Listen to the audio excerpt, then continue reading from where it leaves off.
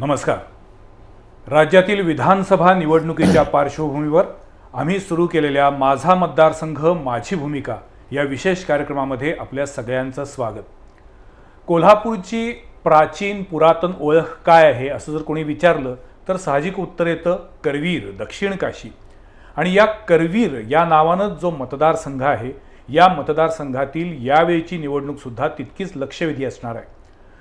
मुळात करवीर मतदारसंघामध्ये संमिश्र अशी लोकवस्ती आहे. ग्रामीण भाग जरी असला तरी आता शहराच्या लगत अनेक उपनगरंसुद्धा तयार झालेली आहेत. अनेक गावं आता शहरी तोंडावयाची तयार झालेली आहेत. त्यामुळं तसं म्हटलं तर एकूणच शहरी वातावरण पण ग्रामीण बाज टिकून असलेला असा हा मतदारसंघ आहे. या मतदारसंघामध्ये 5 वर्ष ज्यांनी नेतृत्व केलं असे चंद्रदीप नरके आज आपल्यासोबत आहेत. या निवडणुकीमध्ये महायुतीच्या वतीनं शिंदे सेनेचे उमेदवार म्हणून चंद्रदीप नरके निवडणुकीच्या रिंगणात आहेत आणि त्यांची नेमकी भूमिका काय आहे हे आज आपण जाणून घेणार आहोत. मी स्वागत करतो चंद्रदीप नरके यांचं. नमस्कार. नमस्कार. सुरुवातीला म्हटलं त्यानुसार महायुतीचे आपण उमेदवार आहात, उमेदवारी अर्ज आपण भरलेला आहे. मला पहिल्यांदा तुम्हाला विचारायचं आहे की 2019ची निवडणूक आणि 2024ची निवडणूक यामध्ये खूप फरक आहेत. 2019मध्ये शिवसेना भाजप एकत्र होते. 2024मध्ये 4 पक्षांच्या ऐवजी आता 6 पक्ष झालेले आहेत. ज्या वेळेला एकनाथ शिंदे यांनी बंड केलं, आणखीन उद्धव ठाकरे यांच्यापासून फारकत घेतली, त्यावेळी सुरुवातीला काही दिवस तुमचं तळ्यात मळ्यात सुरू होतं. तुम्ही ठाकरे गटात राहायचं की शिवसेना शिंदे गटात जायचं याबद्दल संदिग्धता होती तुमच्यामध्ये. असं काय घडलं की ज्याच्यामुळे तुम्ही शिंदे गटामध्ये प्रवेश केलात? 2019च्या निवडणुकीमध्ये माझा पराभव झाला. त्याच्या अगोदर 2009ला मी पहिल्यांदा विधानसभेला निवडून आलो. त्याच्यानंतर दुसऱ्यांदा मी 2014ला निवडून आलो. 10 वर्ष मी या मतदारसंघाचं प्रतिनिधित्व केलं आणि या 10 वर्षामध्ये मी प्रचंड विकास निधी या मतदारसंघामध्ये आणला. 2019ला माझा पराभव झाला. ठीक आहे, पराभव हा मी स्वीकारला. परंतु 10 वर्षामध्ये मी माझा असलेला संपर्क, माझी असलेली विकास कामं, आपत्कालीन व्यवस्थेमध्ये माझी दिलेली सेवा, नैसर्गिक आपत्ती असेल त्यावेळी रस्त्यावरती उतरून, पाण्यात उतरून लोकांसाठी केले काम, हे प्रचंड काम होतं. माझा पराभव झाला हा निव्वळ काही वेळा अनेक लोकांचे पराभव होतं की विकास कामं केली नाही, जनतेशी संपर्क नाही असा असतो. माझा पराभव झाला हा वेगळ्या कारणामुळे झाला. काय होतं वेगळं कारण? वेगळी कारणं, जिल्ह्यातल्या राजकारणाचा फटका या ठिकाणी मला बसला होता आणि त्याच्यामुळे माझा पराभव झाला. अनेक लोकांनी मला विचारलं की 10 वर्षामध्ये एवढी कामं, एवढा संपर्क असून तुझा पराभव कसा झाला? हे आम्ही पण मान्य करतो की चंद्रदीप नरके यांच्यासारखा जनसंपर्क कुणालाही जमणार नाही. म्हणजे सकाळी पहाटे 5 वाजल्यापासून रात्री वेळप्रसंगी 12-1 वाजता सुद्धा कार्यकर्त्यांच्या हाकेला ओ देणारा नेता अशी तुमची ओळख आहे. पण मग तुमच्या दृष्टीनं जिल्ह्यातल्या राजकारणामुळे तुम्हाला पराभवाला सामोरं जावं लागलं. पण मूळ प्रश्न हाच आहे की तुम्ही 10 वर्ष ज्या पक्षाकडून आमदार होतात त्या पक्षाला सोडचिठ्ठी देऊन तुम्ही अचानक शिंदे सेनेमध्ये सहभागी होण्याचं कारण काय? आणि मधला तो काही काळ तुम्ही जे काही संभ्रम होता तो नेमका काय होता? 2019ला पराभव झाला. पराभव झाल्यानंतर मी माझ्या मतदारसंघामध्ये 19मध्ये अनेक कामं आणली होती. 25-15 योजनेखाली असतील, विविध विकास कामं, मी सामाजिक न्यायामधील कामं असतील, अनेक विकास कामं आणली होती जी आपल्याला शेवटच्या पावसाळी अधिवेशनामध्ये मिळाली होती. आणि ती विकास कामं मी आणलेली असताना पराभव झाला. मग त्या विकास कामाला महाविकास आघाडीचं सरकार, त्यावेळी आपल्याला कल्पना आहे राज्याच्या राजकारणामध्ये खूप फेरबदल झाले आणि मुख्यमंत्री उद्धवजी ठाकरे साहेब झाले. ते आम्ही सगळे पराभूत झालेले उमेदवार जे होतो की आमचा विकास निधी त्यावेळी असणाऱ्या महाविकास आघाडीच्या काळाच्या सरकारनं त्याला स्थगिती दिली. आणि मी सातत्यानं आम्ही उद्धव साहेबांना म्हटलं की आपल्या शिवसेनेच्या पडलेल्या आमदारांचे जरी असले तरी विकास निधीला स्थगिती दिली, ज्याच्या प्रशासकीय मान्य झाले, त्याचे टेंडर झालेत आणि आम्ही ते विकासाचे शुभारंभ केलेत. तर ती थांबली तर आपल्याला लोक नावं ठेवतील किंवा आपण लोकांशी खोटं बोललं असं होईल की काय. परंतु ती विकास कामे मंजूर केली होती, प्रशासकीय मान्यता दिली आणि कोरोना काळामध्ये त्या विकास निधीला स्थगिती दिली. ती कामं ती कायमस्वरूपी रद्द केली आणि ती कामं महाविकास आघाडीचा जिथं जिथं उमेदवार निवडून आले त्या मतदारसंघामध्ये, उदाहरणार्थ माझ्या इथं PN पाटील निवडून आले होते, माझा स्थगित केलेला आणि पूर्ण रद्द केलेला विकास निधीची रक्कम ही त्यांना देण्यात आली आणि मग त्यांनी ते वेगवेगळ्या ठिकाणी गावं बदलून ती लावली गेली. ह्याच्यामध्ये माझ्यासारख्या कार्यकर्त्याला आज प्रचंड दुःख झालं. शेवटी मुख्यमंत्री आमचे होते, तरी ते आम्ही सहन केलं. 5 वर्ष सातत्यानं आम्ही ह्या सगळ्या गोष्टी सांगत होतो. करोनाचा पिरियड होता, रुग्णांची सेवा थांबली, अनेक गोष्टी होत्या. मला सगळ्यात मोठं दुःख असेल कुठलं तर शिवसेनेमध्ये आमच्या फूट पडली. मी बघत होतो की हे फूट अजून थांबते का. अनेक वेळेला असं होतं की राजकीय जीवनामध्ये अनेक कलाटणी मिळत असतात, परंतु त्या परत कालांतरानं कुठेतरी एकच होतं. परंतु या सगळ्या गोष्टी बघितल्या तर हे काही थांबलं नाही. आणि मग उद्धवजी ठाकरे साहेबांना सोडचिठ्ठी द्यायचा किंवा शिवसेनेला सोडचिठ्ठी द्यायचा असा विषय नव्हता. शिवसेनेमध्ये 2 भाग झाले होते आणि एका बाजूला काँग्रेसच्या विचारसरणीबरोबर जाऊन जिथं युती झाली तिथं आम्ही जाऊ शकत नव्हतो. कारण सातत्याने या मतदारसंघामध्ये मी 10 वर्ष काँग्रेसच्या विरोधात लढलो. हिंदुत्ववादी म्हणून आम्ही शिवसेना भाजपची आमची विचारसरणी एक होती, त्यांची आमची एकत्र नाळ जुळलेली होती आणि मग विचारसरणी वेगळी होती. आमचा मतदारसंघातला एकमेकाचा काँग्रेसविरुद्ध आम्ही लढलेलो होतो. कार्यकर्त्यांच्यामध्ये जरी वर काही झालं तर कार्यकर्त्यांच्यामध्ये आणि तळागाळामधल्या लोकांना हे कधी समेट होत नसतात. आणि मग ह्या सगळ्या गोष्टी बघितल्यानंतर मी निर्णय घेतला होता की ठीक आहे आपण, आणि मुळात एकनाथजी शिंदे साहेब हे निश्चितपणे कार्यकर्त्यांची कदर असणारे या ठिकाणी नेते आहेत. त्यांनी अनेक वेळा आम्ही पडलेलो जरी असलो तरी आमची विचारपूस करून त्या ठिकाणी वेगवेगळ्या वेळी आम्हाला बोलवून घ्यायचे, विकास निधी संदर्भात कल्पना सांगायचे, काय आपल्याला हवं असेल तर विकास कामासंदर्भात विचारायचे. ठीक आहे. आणि मला वाटतं काँग्रेसच्या विरोधात आम्हाला लढायचं होतं. त्यामुळे या ठिकाणी शेवटी सगळ्या जनतेच्या आणि आपल्या लोकांच्या मनातल्या भावना बघितल्या आणि मग कुठंतरी आपल्याला एका ठिकाणी थांबलं पाहिजे. आणि आम्ही कुठं सोडचिठ्ठी दिलेली नाही. म्हणजे आपण जे म्हटला की एक पक्षाला सोडचिठ्ठी दिली, मी सोडचिठ्ठी दिली नाही. मी शिवसेनेतच थांबलो आहे. बाळासाहेब ठाकरेंच्या विचारानं प्रेरित असणारी ही संघटना आहे, त्यांच्या विचारधारेवर चालणारी ही आमचे पक्ष आहे, त्या पक्षामध्येच मी थांबलेलो आहे. मी काय कुठं पक्षप्रवेश वगैरे केला. उद्धव ठाकरेंना सोडचिठ्ठी दिली, तुम्ही आता शिवसेनेच आहात. पण हे मात्र मान्यच करावं लागेल की गेल्या 2.5 वर्षामध्ये विद्यमान मुख्यमंत्री एकनाथ शिंदे यांचा तुमच्यावर विशेष लोभ आहे. हे तुम्हाला अनेक विकास कामांसाठी त्यांनी निधी दिला. प्रामुख्यानं असे कोणते विकास कामं सांगता येतील की ज्याच्यासाठी तुम्हाला गेल्या 2.5 वर्षामध्ये यश आलं? गेल्या 1.25 वर्षामध्ये मी सुद्धा गेल्या 1.25 वर्षामध्ये विकास निधी आणण्यासाठी प्रयत्न केला. मला 25-15च्या योजनेमधून त्यांनी ग्रामीण भागातल्या रस्त्यासाठी काही निधी दिला. विशेष करून मी तुम्हाला सांगतो, जरी महायुती झाली असली तर तिथं सुद्धा आमदारांची संख्या प्रचंड होती आणि महाराष्ट्राच्या बजेटमधून कामं देत असताना तिथं सुद्धा चढाओढ असते. या चढाओढीतून माझ्या आमदाराला निधी मिळवणे हे फार अवघड असतं. खरं. मी जरी माझा पराभव झाला तरी मी ह्या 1.5-2 वर्षामध्ये किंवा सुरुवातीपासून 15 दिवसातून एकदा किंवा आठवड्यातून एकदा मुंबई ट्रिप असायची. रुग्ण जे कॅन्सरचे, किडनीचे उपचाराचे लोक असतात त्यांचं मुख्यमंत्र्यांना सहायता म्हणून आपण निधी त्यांना मिळवून देतो ऑपरेशनसाठी. दर आठवड्याला मी ती कामं घेऊन जात होतो, विकास निधी आणत होतो. ह्या गोष्टी करत असताना मला 25-15 सामाजिक न्याय स्टेट बजेटमधून मला जवळजवळ 45 कोटी रुपये या स्टेट बजेटमधून मिळाले. आपल्याकडे कळे रस्ता अतिशय दुरावस्था झाली होती. सुळे आकोडी पूल त्या ठिकाणी मला मिळाला.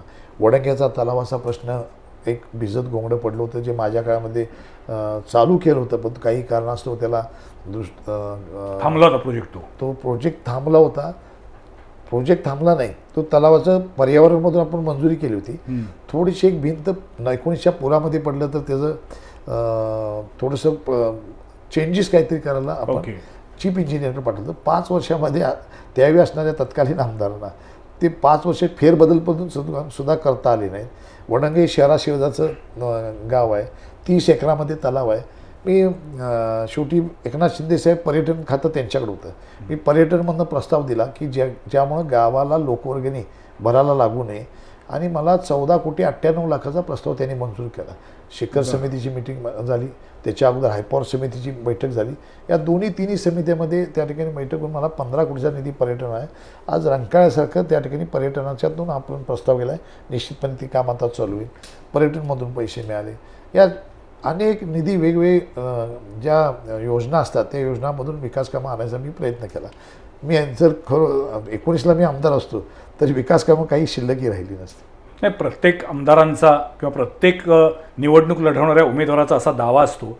पण प्रामुख्यानं तुम्ही 10 वर्ष आमदार होता, त्या काळामध्ये अशी कोणती भरीव कामं झाली की जी खऱ्या अर्थानं शाश्वत म्हणता येतील? होते काय की सगळेच उमेदवार म्हणत असतात की मी निवडून आलो तर हे करणार ते करणार. निवडून आल्यानंतर पुन्हा 5 वर्षानंतर जेव्हा आपण चर्चेला बसतो तेव्हा असं लक्षात येतं की मागच्या वेळी केलेल्या घोषणांचं कुठं काय झालं. बघा, मी ज्यावेळी निवडून आलो पहिल्या 9 ते 14 यावेळी मी विरोधी आमदार बघतो. त्यावेळी काँग्रेस राष्ट्रवादीची सत्ता होती. त्यावेळी सुद्धा मी विकास निधी आणला. विकास निधी आणायला आपली सत्ता नसली तरीसुद्धा शासकीय अधिकारी असतात, वेगवेगळ्या योजना असतात, जिथं आपण जाऊही शकत नाही. त्याच्यानंतर 14 ते 19मध्ये मुख्यमंत्री देवेंद्र फडणवीस साहेब ते भाजप शिवसेनेची युती त्यावेळी सत्तेत आली होती. मी आपल्याला सांगतो, माझा भाग हा पश्चिम विभाग आहे. या ठिकाणी आमच्याकडे कोल्हापूर पद्धतीचे बंधारे आहेत आणि मोठे पूल नव्हते. माझ्यावेळी मी मोठी पुलं प्रचंड प्रमाणामध्ये 7-7, 8-8 कोटीचे मोठे पूल आणले. कुरुकले हसूर पूल त्यावेळी झाला की ज्याच्यामुळे कॉलेजच्या मुलामुलींना हसूरमधून कुरुकलीला जायला अत्यंत सोपं झालं. तो पूल त्या ठिकाणी झाला. कळे सावडे विनय कोरींनी पुलाला पैसे आणले होते, अपुरे पडलेले पैसे आपण लावले. त्यावेळी त्याने तो पूल मंजूर केला. त्याने अर्धा चालू होता. राहिलेले पैसे अपुरे पडलेले पैसे माझ्या काळामध्ये लागले. अंदूरचा पूल त्या ठिकाणी झाला. अंदूर शेनवडे पूल झाला. मंदूर मार्गेवाडी पूल झाला. वाळवली बोरगाव पूल झाला. त्याचबरोबर पुन्हा 53चा पूल झाला. माझ्या माहितीप्रमाणे कोगे कुडतीचा पूल झाला. आज बावडा ते गोडंगे पूल चालू आहे. थोड्याशा शेतकऱ्यांच्या पलीकडच्या बावड्याकडच्या लोकांच्या जमिनी म्हणून तो राहिला आहे. असे मोठे 9 पूल या मतदारसंघामध्ये माझ्या 10 वर्षाच्या काळामध्ये आले. पण मला सांगा, चंद्रदीप नरके त्यावेळी आमदार नसते, दुसरं कोण असतं तर त्यांनी सुद्धा निधी आणला असता, त्यांनी सुद्धा कामं केली असती या 5 वर्षामध्ये. पण मला काय म्हणायचंय की कायमस्वरूपी आता उदाहरणामध्ये करवीरमध्ये अजून एकही मोठी MIDC नाही, तर अशी काही एक MIDC तयार सुरू करावी, IT पार्क सारख्या क्षेत्राला चालना द्यावी, यासाठी म्हणजे ज्याला आपण नाविन्यपूर्ण योजना म्हणतो अशाबद्दल आपण कधी विचार करणार? करवीर तालुका हा शेतकऱ्यांनी शेती जमिनीनं सुजलाम सुफलाम झालेला भाग आहे. ह्याच्यामध्ये MIDC होऊच शकणार नाही, कारण ऊसाची शेती आहे ज्याच्यावर उपजीविका सगळ्यांची चालू आहे. त्यामुळे इथं जमीन तुम्हाला उपलब्ध होणार नाही. सगळा 12 महिने पाण्याखाली असणारा भाग आहे. मला सांगा, फक्त एकच भाग नव्हता माझ्या काळामध्ये. धामणीचा प्रकल्प याची सुधारित प्रशासकीय मान्यता घेतली. जो प्रकल्प पूर्वी माझे आजोबा कैलासवासी यशवंत एकनाथ पाटील यांच्या काळामध्ये 96-97ला त्याची पहिली प्रशासकीय मान्यता झाली होती. तो फॉरेस्टमध्ये प्रकल्प अडकला होता. त्याच्यानंतर 2004ला त्याचं प्रकल्पाचं काम चालू झालं. परंतु तत्कालीन मुख्यमंत्री पृथ्वीराज चव्हाण यांनी आणि अजितदादांच्या वादामध्ये तो सिंचन घोटाळ्यामध्ये तो प्रकल्प अडकला 9 ते 14मध्ये आणि तो SIT खाली आला. मुख्यमंत्री देवेंद्र फडणवीस त्यावेळी होते. त्यावेळी जलसंपदा मंत्री गिरीश महाजन होते आणि मी तो प्रोजेक्टसाठी अत्यंत त्यांच्या मागं लागलो. 3 TMC त्या ठिकाणी ह्या धरणाची साठवण क्षमता आहे की ज्याचं पाणी 1 TMC साधारणपणे या धामणी खोऱ्यासाठी आणि पन्हाळा तालुका आणि गगनबावडा राधानगरी तालुक्यासाठी, राहिलेलं 2 TMC पाणी कोल्हापूरच्या आणि इचलकरंजीपर्यंत नेणार होते. हा प्रकल्प जवळजवळ 300-350 कोटी खर्च झाला होता. मी मुख्यमंत्र्यांच्याकडं त्यावेळेच्या मुख्यमंत्र्यांच्या मागं लागून हा सुधारित प्रशासकीय मान्यतेसाठी मी प्रयत्न केले. SITतून तो प्रोजेक्ट ठेवा, जर काय त्याच्यामध्ये भ्रष्टाचार झाला असेल तर कंत्राटदारावर त्याच्यावरती कठोर कारवाई करा. परंतु 450-300 कोटी खर्च करून तुम्ही आता राहिलेले पैसे खर्च करणार नसला तर हा शासनाचा पैसे जाणार आहे. भविष्यामध्ये या ठिकाणी केंद्रामध्ये करार झाला होता. 3 राज्यांना ज्या ठराविक मर्यादेमध्ये पाणी वाटपाचं सूत्र ठरलं होतं ते पाणी अडवायला पाहिजे बरोबर. आणि जर महाराष्ट्र जर अशा वेळी पाणी अडवू शकत नसेल आणि अनेक प्रकरणी SIT खाली जर जात असतील तर त्यावेळीचे तत्कालीन मुख्यमंत्री पृथ्वीराज चव्हाण आम्ही हेच सांगत होतो, जे प्रोजेक्ट आहेत ज्यांच्यावर कठोर कारवाई करा, वेळेत तुम्ही सुधारित प्रशासकीय मान्यता द्या. हे सगळं काम थांबलं जे देवेंद्र फडणवीस साहेबांच्या काळामध्ये. त्या ठिकाणी त्याची सुधारित दुसरी प्रशासकीय मान्यता मी घेतली. 782 कोटीची सुधारित प्रशासकीय मान्यता घेतली. त्याच्यानंतर त्याचं फेअर टेंडर झालं. जी दुसरी सुधारित प्रशासकीय मान्यता जर झाली नसती तर हा प्रोजेक्ट लाल फितीतून बंद पडला होता. शासकीय अधिकारी त्यावेळेचे असणाऱ्या अनेक सचिवांनी मला सांगितलं, मला म्हणायचे चंद्रीभाग कशाला तुला लागते, आता थेट पाईपलाईन कोल्हापूरला व्हायला लागले, त्याचा खर्च या ठिकाणी पडायला आहे. मी त्यावेळी त्यांना स्पष्ट सांगितलं की या ठिकाणी आज थेट पाईपलाईन पाणी जरी येत असेल हे कोल्हापूरसाठी झालं, गैबी बोगद्यात पाणी येत असेल तरीसुद्धा ते करवीर तालुक्यातल्या काही भागामधून ते पाणी आपल्याकडं पंचगंगेला येतं. पण शेती वाढायला लागले, शेतजमीन वाढायला लागले, लोकसंख्या वाढायला लागली. अशावेळी जर पाणी आपण 3 TMC अडवलेला प्रोजेक्ट जर थांबवत असाल तरी कुठलं तुमचं सूत्र आहे हे मी पटवून सांगितल्यानंतर देवेंद्र फडणवीसने त्याला मान्यता दिली. म्हणून आज तो प्रोजेक्ट त्या ठिकाणी निश्चितपणे चालू झाला. आज मुख्यमंत्री एकनाथ शिंदे साहेबांनी घरभरणी त्या ठिकाणी केली. पुढच्या पावसाळ्याला त्या ठिकाणी तो प्रकल्प निश्चितपणे पाणी आणल्यामुळे चालू होईल. त्यामुळे हजारो एकर जमीन या ओलिताखाली येणार आहे. महायुतीच्या सरकारच्या काळामध्ये हे सत्ता झालं की जवळजवळ 22 लाख हेक्टर जमीन आता सिंचनाखाली येते. जवळजवळ शेकडो प्रकल्प, माझ्या माहितीवरून 200च्या वर किती 154 प्रकल्पाला सुधारित प्रशासकीय मान्यता देऊन आता या ठिकाणी हे प्रकल्प चालू झाले. ते 2.5 वर्षाच्या महाविकास आघाडीच्या काळामध्ये सुधारित प्रशासकीय मान्यता दिलेली नव्हती. माझ्या काळामध्ये प्रादेशिक आराखडाच करायचा चालू होता. भौतिक विकास हा सगळाच विकास नाही आहे, प्रादेशिक आराखडा करायचा होता, रिजनल प्लॅन. त्याच्यामध्ये रिजनल प्लॅन एकदम चुकीच्या पद्धतीने केला. अनेक ठिकाणी रस्ते काढले होते, लोकांना अक्षरशः अडचणी होत्या. 6,000 लोकांच्या तक्रारी होत्या. मी देवेंद्र फडणवीसांना सांगून त्या ठिकाणी तो प्लॅन थांबवला, लोकांच्या तक्रारीचं निवारण केलं. आत्ता तो प्रादेशिक आराखडा त्या ठिकाणी मंजूर झाला. त्याच्यामध्ये अनेक लोकांना हा आपल्याला माहिती आहे रिजनल प्लॅन महाराष्ट्राचा तयार होतो, प्रत्येक जिल्ह्याचा तयार होतो. आणि या ठिकाणी निश्चितपणे आपण जर बघितलं मग त्यामध्ये काही त्रुटी होत्या असं त्यामध्ये त्रुटी होत्या. अनेक ठिकाणून रस्ते काढले होते, काही ठिकाणी रिझर्वेशन्स टाकली होती, चुकीची रिझर्वेशन्स पण पडली होती. त्याचा नाहक त्रास आपल्या जनतेला होता. भविष्यात ते रिझर्वेशन पडलं असतं तर त्यांचे डेव्हलपमेंट्सच झाले नसतं. काम करत असताना फक्त एका क्षेत्रावर आपण फोकस करायचा नसतो. मी 10 वर्षाच्या काळामध्ये 97 घटना दुरुस्ती ज्यावेळी झाली ती मी त्या सहकार कायद्यामध्ये दुरुस्ती आली त्या विधानसभा आणि विधान परिषदेच्या संयुक्त चिकित्सा समितीवर मी काम केलं. आणि तो 97 घटना दुरुस्ती महाराष्ट्र शासनाने ज्यावेळी ठेवला ते तो सुधारित करून ठेवला, त्याच्यामध्ये मी काम केलं. आज आपल्याला बघितलं असेल हद्दवाढ या ठिकाणी हा विषय आला होता. हद्दवाढीच्या विरोधामध्ये आम्ही आंदोलन केलं. त्यावेळी आपल्याला टाउन प्लॅन TP खाली आपण काही गावं आपल्याला होती.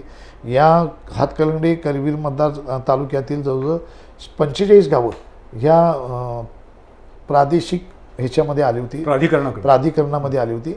मी निश्चित आहे मी जर या ठिकाणी आता 2.5 वर्ष मला या ठिकाणी मिळालं नाही, 2.25 वर्ष फक्त शिंदेसाहेब होते, पण मी आमदार नव्हतो.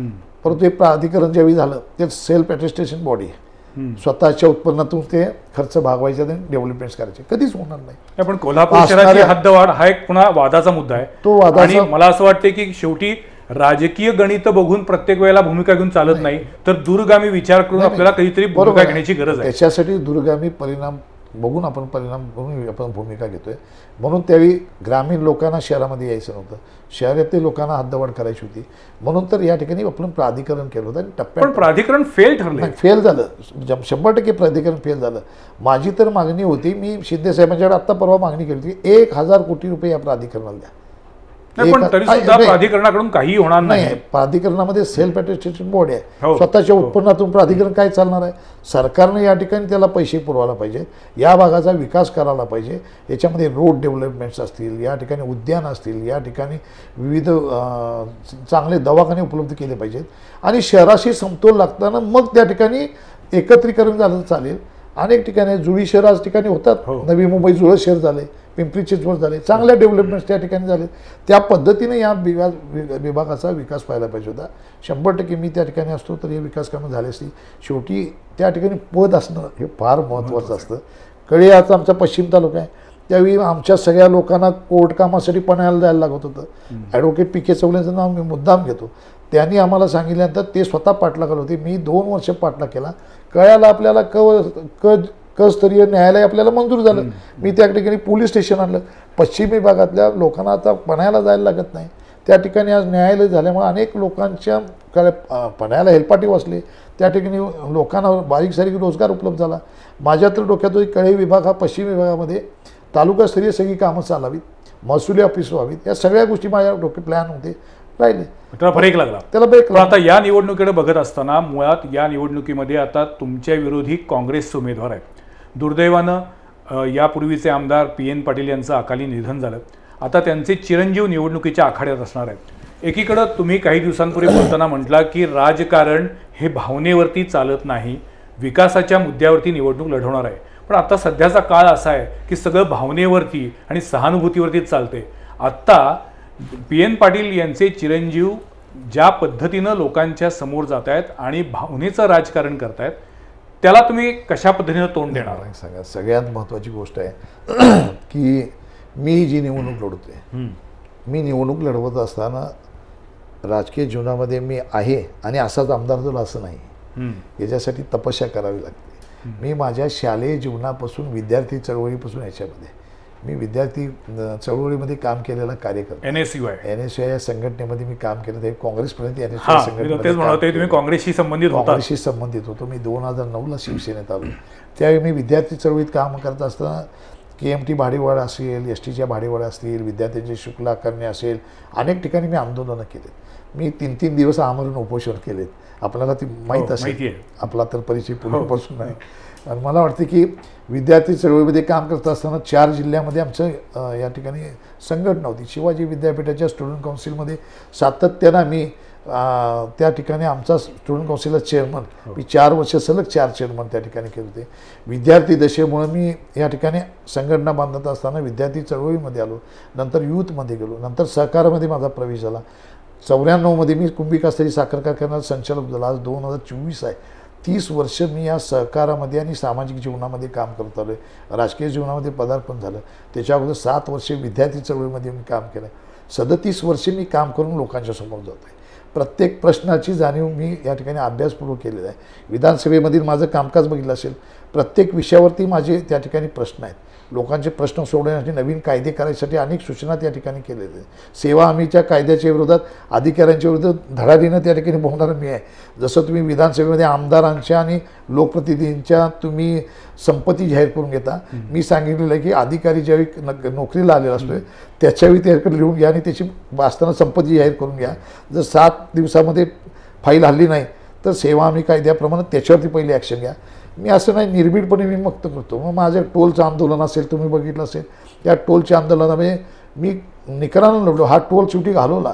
मी वेगवेगळ्या प्रकारे आंदोलन केलं. मी थोडक्यात तुमचं म्हणणं असं आहे की कोणतंही नेतृत्व हे सहानुभूतीतून तयार होत नाही. त्याच्यासाठी अनुभव पाहिजे. वारसाकन येत नाही, म्हणजे वारसाकन आला आणि मला लगेच निवडून द्या असं होत नाही. पण आता सध्या एकूण राजकारण जे आहे भावनेवर चालतं. आणि मग PN पाटील यांच्यानंतर त्यांच्या चिरंजीवांना एक आपण संधी दिली पाहिजे अशी जर भावना लोकांच्या मनात तयार होत असेल तर त्यांना तुम्ही काय सांगाल? मी लोकांना हेच सांगायला लागलोय, मी केलेलं काम तुमच्याजवळ आहे. गेल्या 5 वर्षामध्ये विकास कामं ठप्प झाली.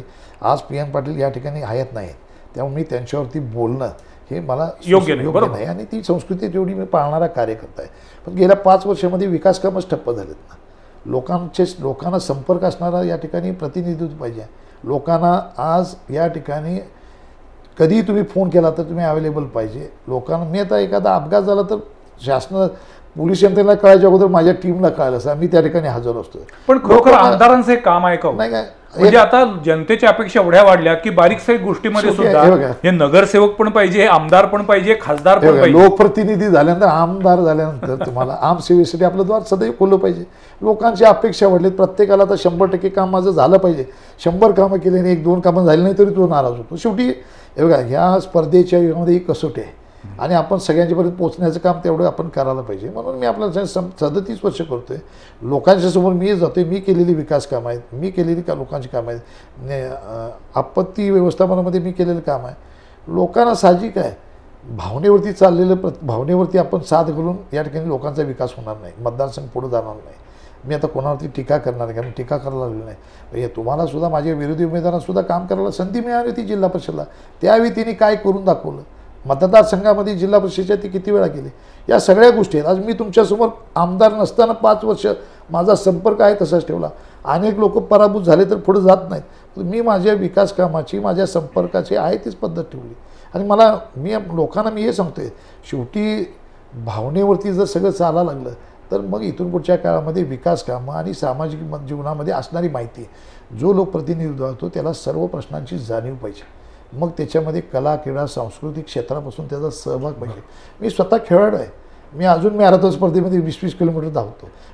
मी का तेवढ्यासाठी करतो, त्या खेळाडूंना प्रोत्साहन मिळालं पाहिजे. मी स्वतःच्या कुंभिकास्तरी सहकारी साखर कैलासजी युवराज पाटील कुस्ती संकुल केले. आज 125 मुलं त्या ठिकाणी आहेत. हिरा झाल्यानंतर त्याचा सत्कार करणारे फार लोक आहेत. हिऱ्याला पैलू पाडायचं काम आम्ही केलं. नेमबाजी प्रशिक्षण केंद्र मी चालू केलं. या ठिकाणी मॅरेथॉन स्पर्धा भरतोय, फुटबॉल स्पर्धेचं आयोजन करतोय. मी खेळाडू तयार करण्यासाठी अहोरात्र कष्ट करतोय. लोकप्रतिनिधी एवढंच काम नाही आहे, आपल्या मग मी हाच मुद्दा आहे की भावनिकतेवर चालल्यानंतर तुम्हाला लोकांना मला हेच दाखवायचं आहे, भावनिकता ही जाणून घेण्यापेक्षा लोकांनी जो काम करतोय ह्याच्याकडे मतदान केलं. आणि आता बदल आहेत. मी तुम्हाला सांगतो, 6 महिन्यापूर्वी लोकसभेची निवडणूक झाली आणि या लोकसभेच्या निवडणुकीत आता 6 महिन्यानंतर विधानसभेची निवडणूक होती. आज मुख्यमंत्री एकनाथ शिंदेच्या आणि देवेंद्र फडणवीस साहेबांच्या अजितदार नेतृत्वात अनेक लोककल्याणकारी निर्णय घेतले गेले. मुख्यमंत्री लाडकी बहीण योजना आली, त्या ठिकाणी त्याचा खरोखर फायदा होईल तुम्हाला? काय 100%. आज बघा तुम्ही महिलांना विचारलं तर सोन्याचा चमचा, महिला खुश आहेत यात काही शंकाच नाही, पण त्याचं राजकीय मतांमध्ये रूपांतर होणार का? ज्यांनी ह्या योजना आणल्या, ज्या सरकारनं आणल्या, त्या लोकांच्यापर्यंत त्याच्याची मदत मिळायला लागली. एकेका घरात मी त्या मुख्यमंत्री लाडकी बहीण योजनेच्या करवीर विधानसभा मतदारसंघाचा समितीचा अध्यक्ष आहे. 93,000 भगिनींना त्या ठिकाणी लाभ दिला. एक घरामध्ये 2-2 भगिनींना लाभ मिळाला आहे. किमान त्या घरामध्ये 3,000 रुपये यायला लागलेत. आज मला सांगा, सरकारच्या माध्यमातून मोफत रेशन तुम्हाला येते. या ठिकाणी शेतकऱ्यांना केंद्रातून 6,000 आणि राज्यातून 6,000 अनुदान मिळते. आज पण जर बघितलं तर बजेटमध्ये 5 ते 6,000 रुपये ह्या ग्रामीण कुटुंबामध्ये यायला. शेवटी कुठं आहे, सरकारचा पैसा आहे, सरकारच्या कर रूपातून, लोकांच्या कर रूपातून येतो, तो लोकांच्या दारापर्यंत न्यायचं काम या ठिकाणी केलेलं आहे. केंद्राची मदत आहे. महायुती सरकारच्या योजनांचा या निवडणुकीमध्ये तुम्हाला फायदा होणार आहे. पुढच्या मुद्द्याकडे जाऊया. तुम्ही महायुतीचे उमेदवार आहात. भाजप, शिवसेना आणि अजित पवार गट यांची महायुती आहे. त्याच्यामध्ये जनसुराज्य पक्ष सुद्धा सहभागी आहे. पण आता करवीर विधानसभा मतदारसंघाच्या निवडणुकीमध्ये जनसुराज्यचे सुद्धा उमेदवार निवडणूक लढवत आहेत. या सगळ्या प्रक्रियेमध्ये जनसुराज्य तुमच्या विरुद्ध आहे असं तुम्हाला वाटतं का? असं काही मी वाटून घेत नाही, कारण प्रत्येक पक्षाच्या उमेदवाराला इच्छा असते की आपलाही उमेदवार उभा करावा. पण मग इथं महायुती भंग झाली. काही ठिकाणी आता पण राज्यात बघितलं असेल, अनेक ठिकाणी स्पर्धात्मक चाललंय. काँग्रेस आणि राष्ट्रवादी, पवारसाहेबांचा गट, शरद पवारसाहेबांचा गट आणि उद्धव ठाकरेंचा गट, ह्याच्यामध्ये तर कुठं चाललंय. सगळीकडेच प्रत्येकाच्या काही ठिकाणी मैत्रीपूर्ण लढती चालू आहेत. शेवटी मी फक्त एवढंच बघतोय, अर्जुनाला माशाचा डोळा दिसतोय. मला आज करवीर विधानसभा या ठिकाणी हा झेंडा, भगवा झेंडा विधानसभेवर फडकवायचा. पण जनसुराज्याच्या उमेदवारीमुळं वोट डिस्ट्रीब्युशन होणार असं वाटत नाही? मतांची विभागणी होणार? ह्या सगळे राजकीय दृष्टिकोन झाले, वोट डिस्ट्रीब्युशन झाले. हे प्रॅक्टिकल आहे. प्रॅक्टिकल आहे, होय, होऊ शकतं प्रॅक्टिकल. त्याचा फायदा कोणाला मिळणार आहे 23 तारखेला आपल्याला लक्षात येईल. त्यामुळे मी त्याच्यावर अधिक बोलत नाही आहे. मी लोकांच्या समोर कामं घेऊन निघालो आहे. त्यामुळे मला फार मी त्या आता जर समजा एखाद्या उमेदवाराला उभा राहायचंच आहे, त्यांच्या त्या ठिकाणी संघटना असतील, त्यांची लोक काम करत असतील, त्यांना असं वाटत असेल, जनसुद्धा असं वाटतं की आपली कुणाही तरी मागं उभारली तर ही संघटना तुटेल. मग त्यांच्या पण तुम्ही या संदर्भात तुमच्या वरिष्ठ नेत्यांशी काही बोललात? वरिष्ठ नेते शिवसेनेचे आपले एकनाथ शिंदे साहेबांशी मी एकदा, आता शिंदे साहेबांशी मी एकदा बोललोय. त्या विषयावर मी फार ठीक आहे, ज्यांना स्पर्धेत उतरायचं उतरू देत, ही निकोप स्पर्धा आहे. म्हणजे तुमच्या स्वतःच्या उमेदवारावरती विश्वास आहे? माझ्या उमेदवारीवरती विश्वास आहे. पुढच्या प्रश्नाकडे येतो. आपला मुळात ह्या कार्यक्रमाचंच नाव आहे की माझा मतदारसंघ माझी भूमिका. पुढच्या 5 वर्षासाठी काही तुम्ही व्हिजन डॉक्युमेंट किंवा ही कामं प्राधान्याने करणार असं काही ठरवलेत का? आहे, माझ्याकडे व्हिजन डॉक्युमेंट्स आहे. जी हद्दवाढीपासून गावं थांबलेली आहेत आणि शहराशेजारची गावं, याचा संपूर्ण विकास व्हायला पाहिजे. याच्यासाठी प्राधिकरणाला किमान 2 ते 3,000 कोटी रुपये आणून या 45 गावचा विकास झाला पाहिजे. आज तुम्ही जे बोलताय हे रेकॉर्ड होतंय. 5 वर्षानंतर आमदार झाल्यानंतर जर तुम्ही आमदार झालात तर 5 वर्षानंतर पुन्हा हीच मुलाखत आपण टेलिकास्ट करायची आणि याच्यामध्ये काही अडचण नाही. सत्ता आमची आली पाहिजे हे चांगलं आहे, हे पण सांगतो आपल्याला. सत्ता आल्यानंतर मी थांबणार नाही. तुम्हाला कल्पना आहे की मी हजारो कोटीचा निधी, आत्ता शेकडो कोटीचा निधी सत्ता नसताना आणतोय. तर आमचं सरकार बसल्यानंतर या गावाच्या विकासासाठी मी पैसे उपलब्ध करणार. तुमचं सरकार येईल की नाही याबद्दल शंका आहे? खात्री आहे मला आपलं सरकार येणार. म्हणून तर मी आपल्याला सांगतो, प्राधिकरणामध्ये जी गावांचा विकास थांबला आहे, शहराशेजारी आहेत आणि बकाल विकास त्या ठिकाणी व्हायला आहे, तो सुयोग्य विकास म्हणजे त्याच्यामध्ये नियमावली घेऊन चांगल्या विकास कामं कशा पद्धतीने होतील याच्याकडे माझं नियोजन राहील. कळ्याच्या पश्चिम विभाग आहे, याच्या ठिकाणी तालुकास्तरीय कामकाज त्या ठिकाणी व्हायला पाहिजे. Emergency, trauma care centres, hospitals या विभागामध्ये व्हायला पाहिजे. आज या ठिकाणी नॅशनल हायवे आपल्या तिन्ही बाजूने माझ्या मतदारसंघाचे रस्ते जे कामं चालू आहेत ही माझ्या काळामध्येच मंजूर झालेली विकास कामं आहेत. त्या ठिकाणी आज ट्रामा केअर सेंटर ठिकठिकाणी पाहिजेत, मोठे मोठे हॉस्पिटल्स पाहिजेत, सुशेष हॉस्पिटल्स पाहिजेत. त्याचबरोबर तरुणांना काम मिळावं यासाठी या आपल्या विभागामध्ये इंडस्ट्री निर्माण करायचा आहे, हा माझा मनोदय आहे. कारण आज आपली तोच मुद्दा मांडला होता. तर त्याच्यासाठी जागा उपलब्ध होत नाही. सगळ्यात महत्त्वाचा प्रश्न असेल तर आज शेतजमीन कोण द्यायला तयार होत नाही. माझ्या जागेचा शोध आम्ही चालू आहे. कारण निश्चितपणे या ठिकाणी आज आपली मुलं पुण्यामध्ये जातात. मी काल पुण्यामध्ये माझ्या मतदारसंघातल्या सगळ्या नोकरदार वर्गाचा मेळावा घेतला. ही सगळी मुलं आपल्या IT सेक्टर या ठिकाणी चांगल्या पद्धतीने डेव्हलप झाली पाहिजे. आज IT सेक्टर डेव्हलप फार झालेलं नाही. ठीक आहे, आपल्याला ITच्या काही ब्रँचेस चालू आहेत. तोच मुद्दा आहे चंद्रजीत साहेब की सगळेच जण म्हणतात की हे केलं पाहिजे, हे करायला पाहिजे, पण ते होत नाही. त्याला मीच तेच सांगतो की आपल्याला आज निश्चितपणे आज आपल्याकडं मुंबई बेंगलोर कॉरिडॉर व्हायला लागला आहे. हा कॉरिडॉर या कोल्हापुरातून पुढे गेला पाहिजे. पण तो त्याच्यामध्ये कोल्हापूरून जात नाहीये, तो सांगली मार्गे तो जातो. सांगली मार्गे हातून हो. जातोय. तो वळवण्यासाठी आमचा प्रयत्न होता. अजून सुद्धा मी स्वतः त्याच्यासाठी भेटलो. पण एकीकडे शक्तीपीठ महामार्गाला विरोध होतोय, तर दुसरीकडे अशा पद्धतीच्या कॉरिडॉरसाठी पुण्याची लागणारी जमीन आहे ती भूसंपादनाला, म्हणजे तुमचा पण इकडे रत्नागिरी नागपूर महामार्गाला तुम्ही विरोध केला होता. मग हे असे म्हणजे दुटप्पी भूमिका वाटत नाही का? नाही, मी रत्नागिरी आणि नागपूर हायवेला विरोध केला होता. कुठे विरोध केला होता? जो तुम्ही पूर्ण ग्रीन बेल्टमध्ये घालायला लागला, जिथं शेती होती, तो सुद्धा कॉरिडॉर तुम्हाला जात असताना बोरपाडेपासून हा रस्ता जर वळवला असता, वारणा कारखान्यानं तो 100 फुटी रस्ता होता. तो नॅशनल हायवे होता, 100 फुटी रस्ता झाला होता. तो तसाच पुढे नेला असता तर पेठ वडगाव जवळ जात होता. आज तुम्ही ज्या ठिकाणी मिळवता शियाच्या वरच्या, त्याच्यामधला अंतर 5 किलोमीटर आहे. 5 किलोमीटरसाठी तुम्ही ग्रीन बेल्टमधून जा तुम्ही हायवे नेला, तो ग्रीन बेल्ट आहे तसा राहिला असता. रस्त्याला आपल्याला जे तुमचा महामार्गाला विरोध नाही, महामार्गाच्या रचनेला रचनेला विरोधाने हा माझा कायम आहे. त्या महामार्गाची रचना जर त्यावेळी मी नितीन गडकरींना सांगितलं होतं की हा महामार्ग अशा पद्धतीनं द्या की ज्यामुळे शेती या ठिकाणी राहते. हा मुळामध्ये हा पुराखाली गेलेले गाव आहे. हा आता रस्ता जो आपण करताय हा पुराच्या क्षेत्राखाली येणारा रस्ता आहे. जरा जरी पाऊस आला तरी हा रस्ता पुराच्या पाण्याखाली जातो. म्हणून मी तो रस्ता तसा नेला असता तर आपल्याला संपूर्ण रस्ता मिळत होता.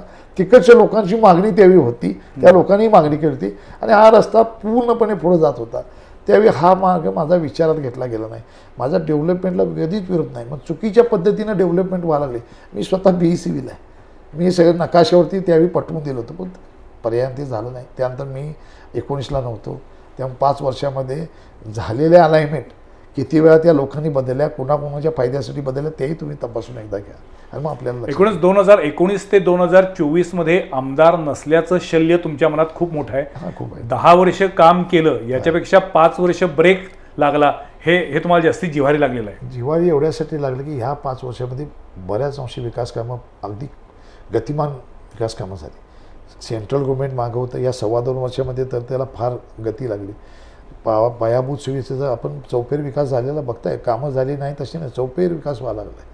रस्ते आहेत, हायवे व्हायला लागलेले आहेत, गावागावामध्ये 25-15 खाली निधी यायला लागलेत. जलजीवन मिशनमधून पाण्याच्या स्कीम्स या ठिकाणी घर घर हर घर नलमध्ये या ठिकाणी आपल्याला पाणी यायला लागले. ही विकास कामं निश्चितपणे या 5 वर्षामध्ये चांगल्या पद्धतीनं केंद्रानं हातभार लावला. मुख्यमंत्री एकनाथ शिंदे साहेबांच्या माध्यमातून अनेक मतदारसंघामध्ये पैसे गेले. मला असं वाटणारच की काम करणाऱ्या कार्यकर्त्याला ज्या योजनांचा मला सगळा परिपाठ आहे, अशावेळी आमदार असतं तर त्याला अधिक त्या ठिकाणी घट्ट बाजू आपल्याला मांडता येते. ते आपल्याला मांडायला ही 5 वर्ष मिळाली नाहीत. ही 5 वर्ष मिळाली असती तर निश्चितपणे आपला मतदारसंघ पुढे गेला असता. आज जो 15 वर्ष माग आला, प्रत्येक वर्षी 5 वर्षी कशा पद्धतीने निधी मिळतो हे मला आज फोरकास्टिंग करणं नाही. दुसरा विषय आहे की साखर उद्योगासाठी सुद्धा मी या ठिकाणी अनेक ठिकाणी प्रयत्न केले. आज या ठिकाणी नरेंद्र मोदी आणि अमित शहा या ठिकाणी सहकार मंत्री झाले. मला सांगा की कारखान्यांना हजारो कोटीचा टॅक्स इन्कम टॅक्स आपण तो भरतही नव्हतो, परंतु अमित शहा आल्यानंतर त्यांनी समजून टांगती तलवार कायमची दूर झाली. पण मला सांगा, तुम्ही कुंभी कारखान्याचे सर्वेसर्वा आहात एक प्रकारे. कारखान्याच्या राजकारणाचा विधानसभेच्या निवडणुकीवरती फायदा होतो की तोटा होतो? नाही, मी अनेक वेळा बघितलं. मी तुम्हाला नेहमी सांगतो, कारण त्याच्या दोन्ही बाजू आहेत. दोन्ही बाजू असतात. काय होतं की ज्या त्या कारखान्याच्या परिसरामध्ये त्या ठिकाणी विरोधी बाजू असते, ती आपोआप विरोधी उमेदवाराला मिळते. पहिल्या एखाद्या निवडणुकीमध्ये ती आपल्याला सहज सगळी आपल्याला मागे राहतात. तुम्ही बघा, ज्यांच्या संस्था नव्हत्या पूर्वी, यशवंत दादा 25 वर्ष आमदार राहिले, दिग्विजय खानविलकर 25 वर्ष आमदार राहिले, बाळासाहेब माने खासदार 25 वर्ष राहिले, उदयसिंग गायकवाड 25 वर्ष राहिले. ज्यांच्याकडे सहकारी संस्था नाहीत त्यांच्याकडे काही ससीमिरा नसतो, माझ्या नोकरीला व्हा किंवा माझ्या कामाचा तगादा घ्या किंवा विरोधी काही गोष्टांकडे. आता साखर उद्योग अडचणीत आल्यानंतर कारखानदारी अडचणी अनेक वेळा त्याचे निगेटिव्ह परिणाम होतात. कारखाने चांगलेच चालले की त्याचा पॉझिटिव्ह परिणाम होतो. आज आमच्याकडे बघा 7 लाख क्रशिंग माझं होतं. लोक सांगायला मला एक्सपान्शन, विश्वास एक व्यक्ती एक पद हेच योग्य आहे असं वाटतं? नाही, असं काय नाही. प्रत्येकाच्या जीवनामध्ये ज्या ते एखाद्या सक्षमपणे तो काम करू शकत असेल तर त्याला पद घ्यायला कायच अडचण नाही. त्या ठिकाणी राहून आपण जर चांगल्या पद्धतीने काम करत असतो. मला एक सांगा, मी साखर कारखान्याला काम करत होतो. मी विधानसभेची निवडणूक एवढ्यासाठी लढवली. पूर्वी सहकार जीवनामध्ये असताना काम करणारी मंडळी, तात्यासाहेब होते, DC नरके होते, या सगळ्यांना तिकीट घेऊन कायला प्राथमिक बघितलं तर DC नरके साहेब कधी झालं नाही. त्यांना वसंतदादा पाटलांनी, यशवंत चव्हाणांनी तिकीट घ्या म्हणून सांगितलं विधानसभेत. ते त्यात मला जायचं नाही म्हणून सांगितलं. परंतु कालांतरानं या सहकाराच्या राजकारणाला राजकीय सत्तेची जोड असली तर आपली कामं अधिक वेगाने पळतात.